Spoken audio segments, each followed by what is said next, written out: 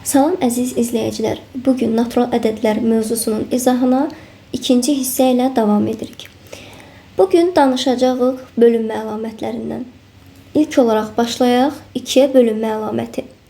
2-yə bölünmə əlaməti odur ki, əgər ədədlərin sonu 0 və yaxud da cüt ədədlərlə bitərsə, həmin ədədlər 2-yə qalıqsız bölünür. Məsələn, 34, 28 və yaxud da 40, 42, sonu 0 və cüt ədədlərlə bitdiyinə görə 2-yə qalıqsız bölünəcək. Məsələn, birinin üstündə yoxlayaq.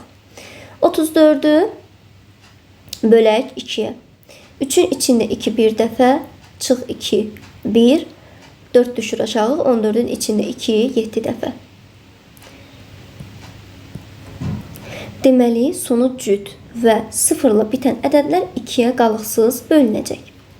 Keçək 3-ə bölünmə əlamətinə. 3-ə bölünmə əlaməti odur ki, bizə verilən ədədin rəqəmləri cəmi əgər 3-ə bölünürsə, deməli ədədin özü də 3-ə qalıqsız bölünür. Məsələn, bir ədədə baxaq. 234. Baxaq görək rəqəmləri cəmi 3-ə bölünürmü?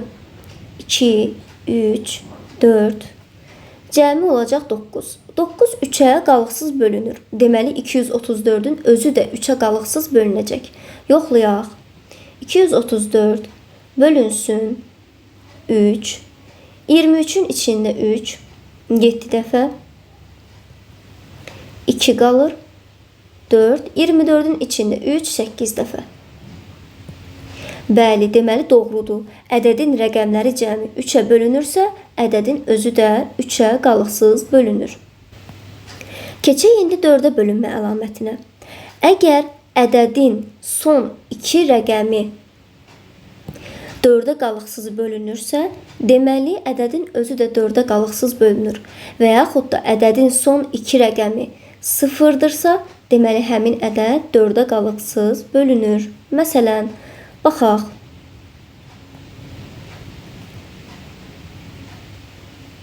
Aha, bu ədədin son 2 rəqəmi 24-dür. 24 4-ə qalıqsız bölünür. 6-nı 4-ə vuranda 24 edir. İndi baxaq görək, bu ədədin özü də 4-ə bölünəcəkmi?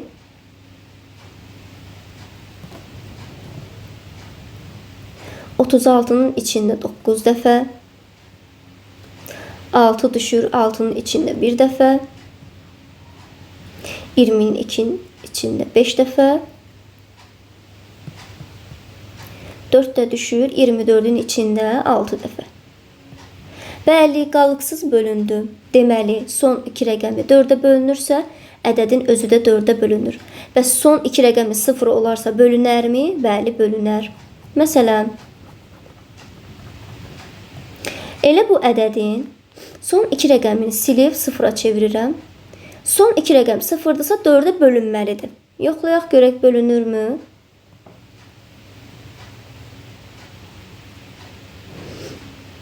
9 dəfə.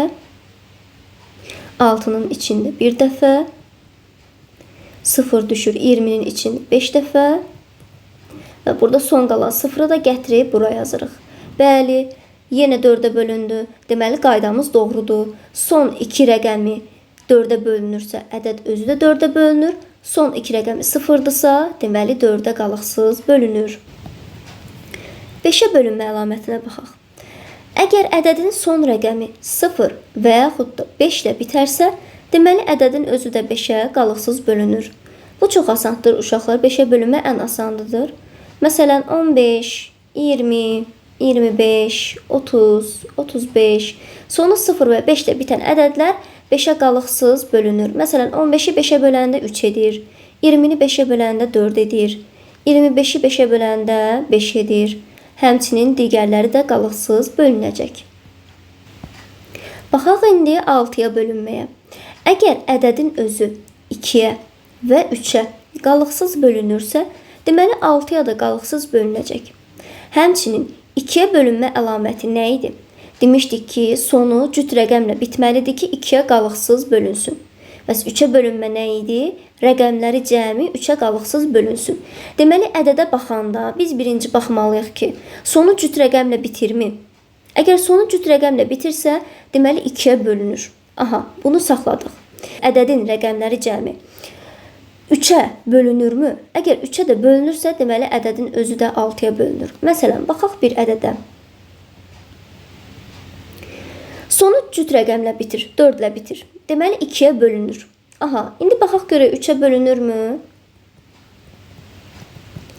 9, bəli, 3-ə də bölünür. Deməli, ədədin özü 6-ya qalıqsız bölünəcək. Yoxlayaq. 23-ün içində 6 3 dəfə, 18, 5 qalır 4, 54-ün içində 9 dəfə. Bəli, deməli qaydamız doğrudur. Əgər ədəd 2-yə və 3-ə qalıqsız bölünürsə, deməli 6-ya da qalıqsız bölünəcək. Gələk indi 8-ə bölünmə. 8-ə bölünmə əlaməti 4-ə bölünmə əlamətinə oxşuyur. Sadəcə burada son 3 rəqəminə baxacağıq.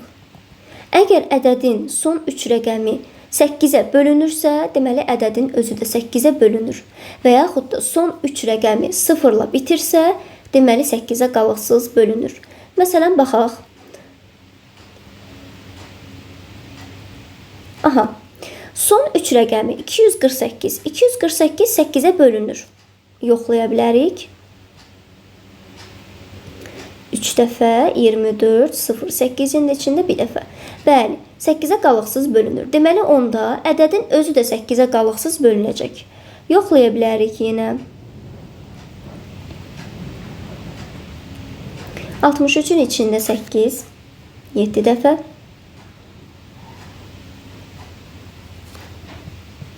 72-nin içində 8, 9 dəfə. 4 düşür aşağı, 4-ün içində 8 yoxdur. 8-i də düşürdürük aşağı, bir dənə 0 yazırıq. 2 rəqəm düşürdəndə 1 0 yazırıq. 48-in içində 6 dəfə. Bəli, tam bölündü. Deməli, son 3 rəqəmi 8-ə bölünürsə, ədədin özü də 8-ə bölünür. Və yaxud da son 3 rəqəmi 0 olsa idi, məsələn. Deməli, yenə 8-ə bölünəcəkdir. Yoxlaya bilər ki, yenə 63.000 bölünsün 8. 7 dəfə 56. Deməli, 7, 70-in içində yenə 7 dəfə. 4, 1 0 da düşürdük. 40-ın içində 5 dəfə. Burada bir dənə qalan 0 da gətirib buraya yazırıq. Olacaq yenə 7750 və yenə 8-ə qalıqsız bölünəcək.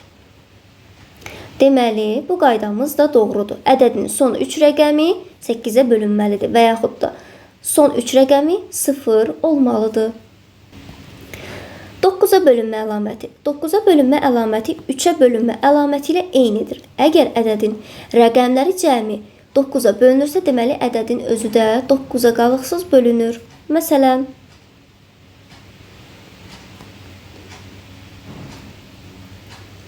rəqəmlərini toplayaq. 18. 18 9-a bölünür. Deməli 567 özü də 9-a bölünməlidir. Yoxlayaq.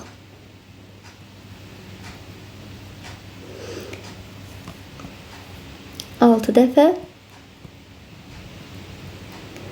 3 dəfə və bölündü. Deməli, bu qaydamız da doğrudur. Ədədin rəqəmləri cəmi 9-a bölünürsə, deməli ədədin özü də 9-a qalıqsız bölünür.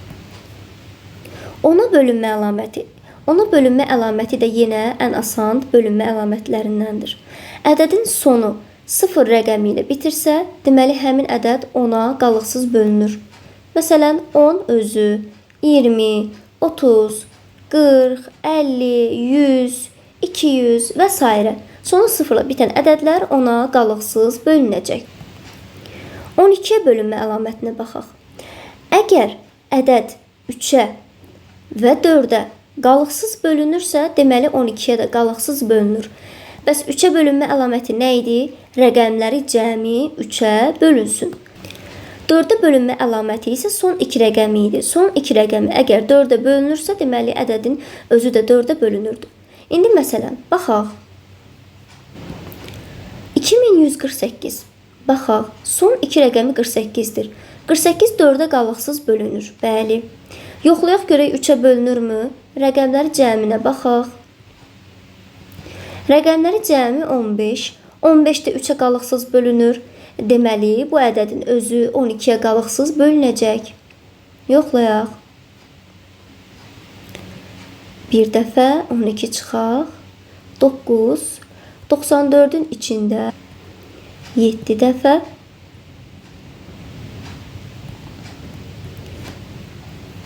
8-i düşürdək. Deməli, olacaq 9 dəfə. Vəssalam, tam şəkildə bölündü. Deməli, 12-yə bölünmə əlaməti budur ki, ədəd 3-ə və 4-ə qalıqsız bölünsün. İndi isə baxaq 15-ə bölünmə əlamətinə. Əgər ədəd 3-ə və 5-ə qalıqsız bölünürsə, deməli 15-ə də qalıqsız bölünəcək. 3-ə bölünmə əlaməti rəqəmləri cəmi 3-ə bölünsün, 5-ə bölünmə əlaməti isə ədədin son rəqəmi 0 və yaxud da 5-dirsə, deməli 5-ə qalıqsız bölünəcək. Məsələn, baxaq bir nümunəyə. 2535.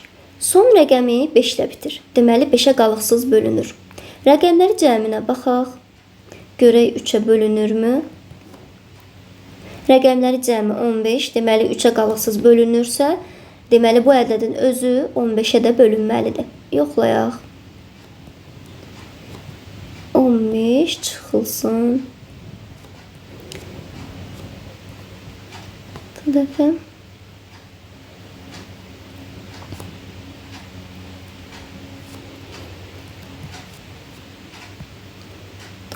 Dəfə. Bəli, ədədin özü də 15-ə qalıqsız bölündü.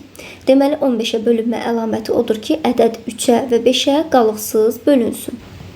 İndi isə baxaq 18-ə bölünmə əlamətinə. Əgər ədəd 2-ə və 9-a qalıqsız bölünürsə, deməli 18-ə də qalıqsız bölünəcək. 2-yə bölünmə əlaməti son ədədi cüt olsun və yaxud da 0 olsun. 9-a bölünmə əlaməti isə rəqəmləri cəmi 9-a bölünsün. Məsələn, bir nümunəyə baxaq. Məsələn, 6714. Son rəqəmi 4-dür, cütdür. Deməli, 2-yə qalıqsız bölünür. Rəqəmləri cəminə baxaq.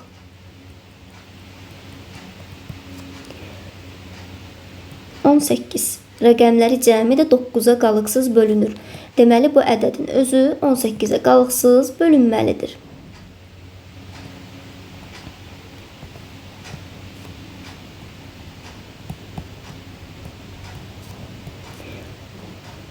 Yeddi dəfə.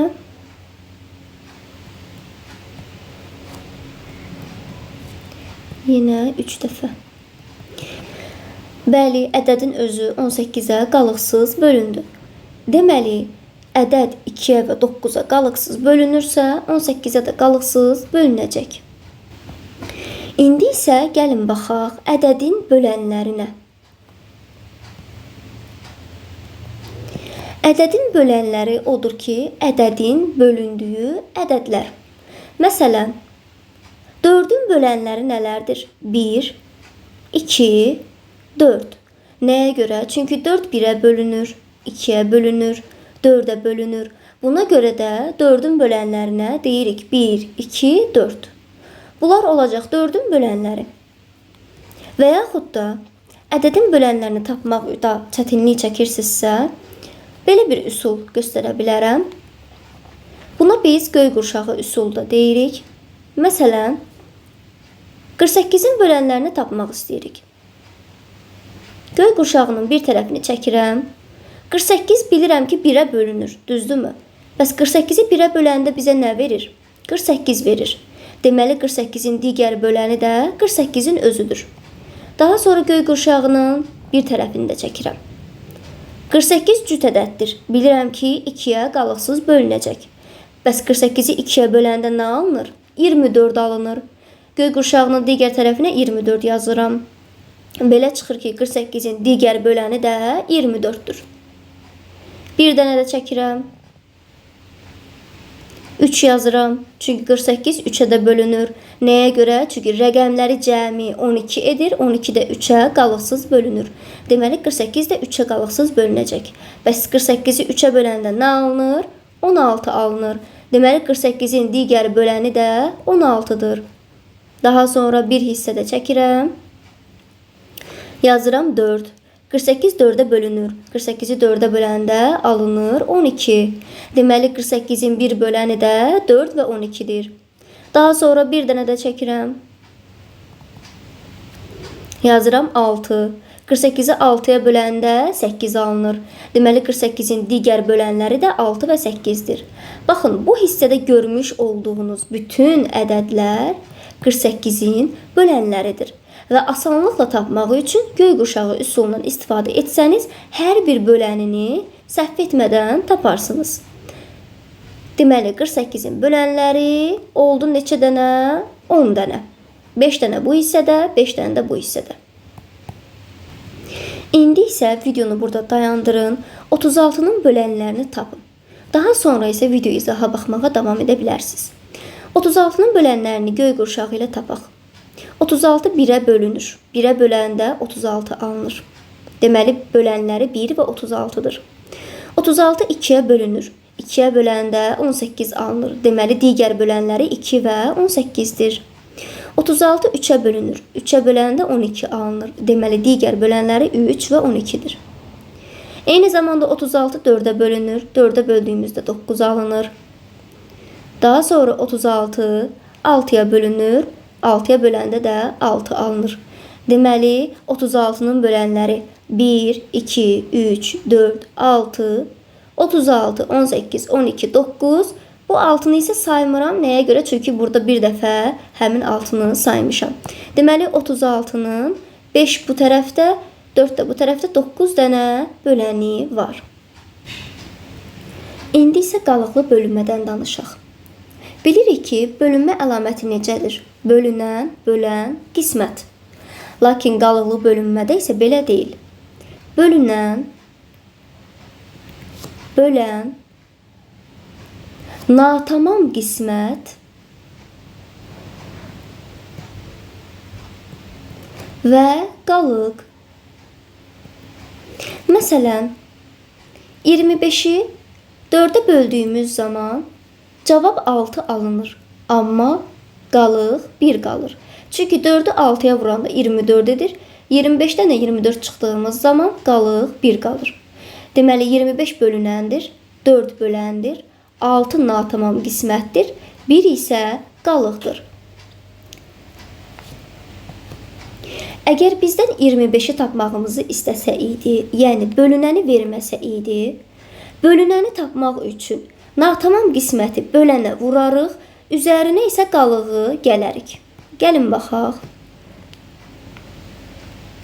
25 bərabərdir 6 vur 4, üstə gəlinsin qalıq, yəni 1. Cavab edəcək 25. Necə ki, biz 25-i 5-ə böldüyümüz zaman cavab 5 edir və 25-i tapmaq üçün 5-i 5-ə vururuqsa, eyni şəkildə 6-nı da 4-ə vururuq. Sadəcə qalıq qaldığına görə qalığı da üzərinə gəlirik. Məsələn, başqa bir nümunəyə baxaq. Verilib ki, x bölünsün 3 bərabərdir 7, qalıq isə 2. Bizdən bölünəni tapmağımızı istəyir, yəni x-ı. X bərabərdir 7 vur 3, üstə gəlinsin qalıq, yəni 2. Cavab olacaq 23. Deməli, 23-ü 3-ə böldüyümüz zaman 7 alınır, qalıqda isə 2 qalır. Əlavə olaraq da deyim ki, qalıq hər zaman böləndən kiçik olmalıdır. Yadınızda saxlayın. Cavabda aldığınız qalıq hər zaman böləndən kiçik olmalıdır. Çünki qalıq böləndən böyük olarsa, deməli düzgün şəkildə bölməni yerinə yetirməmisiniz. Məsələn, ədədi 3-ə böldüyümüz zaman qalıqlar 1 və ya 2 ola bilər. Ədədi 4-ə böldüyümüz zaman qalıqlar 1, 2 və ya 3 ola bilər. Məsələn, ədədi 7-yə bölsək, qalıqlarımız 1, 2, 3, 4, 5 və 6 ola bilər. Yəni ədədin özündən kiçik ədədlər olmalıdır mütləq şəkildə. Əgər 7-yə böldüyünüz zaman qalığı 8 tapmısınızsa, demək ki, bölmə əməlini səhv yerinə yetirmisiniz. Qalıq hər zaman böləndən kiçik olmalıdır. Mövzu izahımızın ikinci hissəsi burada yekunlaşır. Digər hissələrin izahlarına baxmaq üçün səhifəyə keçid edə bilərsiniz. Əlavə olaraq sosial şəbəkə hesablarımızdan bizi izləyərək müxtəlif misalların və məsələlərin həllərinə də baxa bilərsiniz. Hələlik sağ olun.